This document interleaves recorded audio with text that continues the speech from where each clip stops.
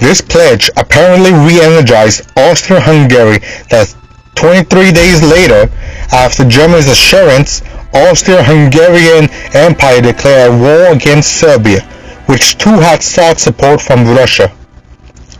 Therefore, when the war began between Austria-Hungary and Serbia, Russia and her allies such as Britain, France and Belgium did not hesitate to join on the side of the Allies. Germany's invasions of Belgium and advance toward France was another reason that necessitated France and Belgium to enter the war. For the United States, however, it was necessary for them to stick to their policy of containment. Besides, they had no reason to meddle in European affairs, since they had not been provoked. According to the Telegraph, America had hoped to stay out of the war since its beginning. However, when in May 1915 a German U-boat sank the British liner Lusitania, killing 1,198, including 128 Americans, and the interception of the German Foreign Minister's telegram to Mexico pledging to the South American nation that Germany would ensure the return of territories lost to the U.S. if they joined the war on Germany's side. It was untenable for the United States to continue with its restraint. The U.S. would send its troops in 1918 to fight against the Central Powers. When the war ended in 1918, it was clear that all blame would be directed to Kaiser Wilhelm II, the German emperor whose aggressive actions caused the war. Kaiser Wilhelm II was probably among the most famous individuals who emerged as the primary engine of the ended Great War. His popularity emerged from his intolerable militant speeches and reckless pronouncements in newspaper interviews. According to History.com editors, it was hard to believe that Wilhelm II actively sought war, since he even restrained German generals from releasing the troops to war when the war began in the summer of 1914. However, what surprised many were his verbal outbursts and open enjoyment of the title of Supreme Warlord that made him be closely associated with the war.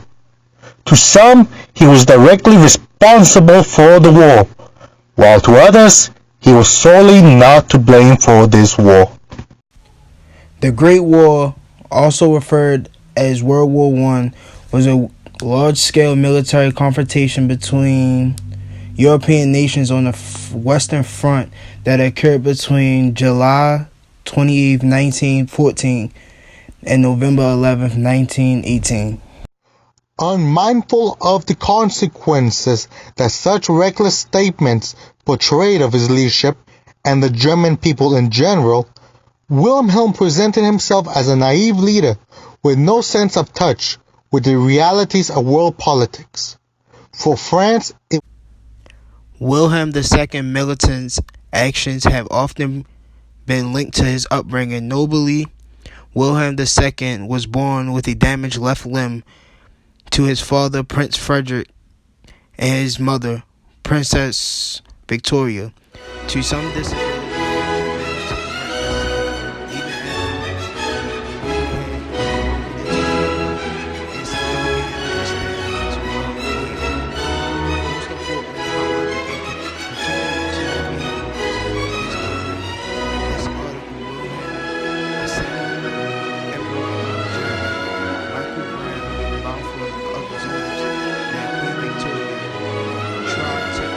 to force her son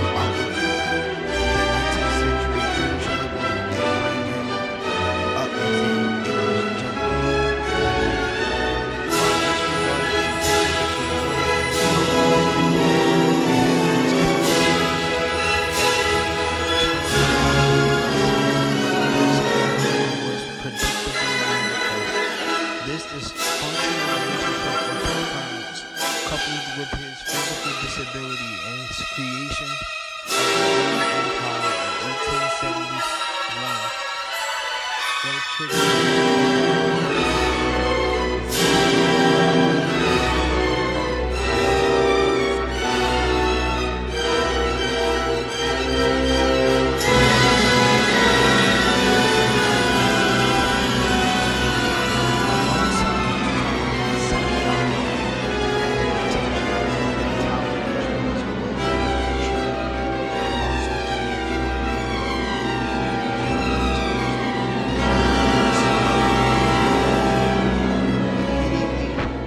to become Kaiser Wilhelm began to engage in bitter exchange with Chancellor Otto von Bismarck.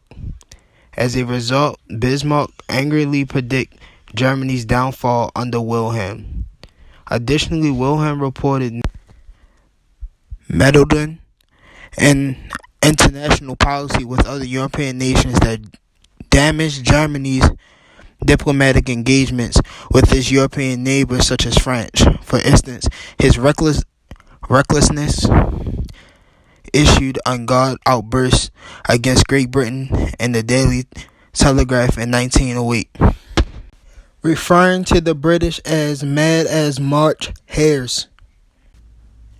Wilhelm II militant's actions have often been linked to his upbringing. Notably, Wilhelm II was born with a damaged left limb to his father, Prince Frederick, and his mother, Princess Victoria, to some disability which fails to correct itself even after he had grown into an adult, is significant in understanding to Wilhelm's behavior. Most important, however, in contributing to his behavior was his upbringing. In this article, Wilhelm II, Emperor of Germany, Michael Graham Balfour observes that Queen Victoria tried to force her son to outlook the 19th century British liberal and bring him up as an English gentleman. While this resulted in tension between Wilhelm and his mother, the impact it had on his character as a taunt, restless personality was predictable manifest. This dysfunctional relationship with his parents, coupled with his physical disability and his creation of the German Empire in 1871, that triggered his nationalistic zeal, is largely credited for Wilhelm's troubled psychology that would eventually result in militant character when he grew up. Alongside his childhood psychological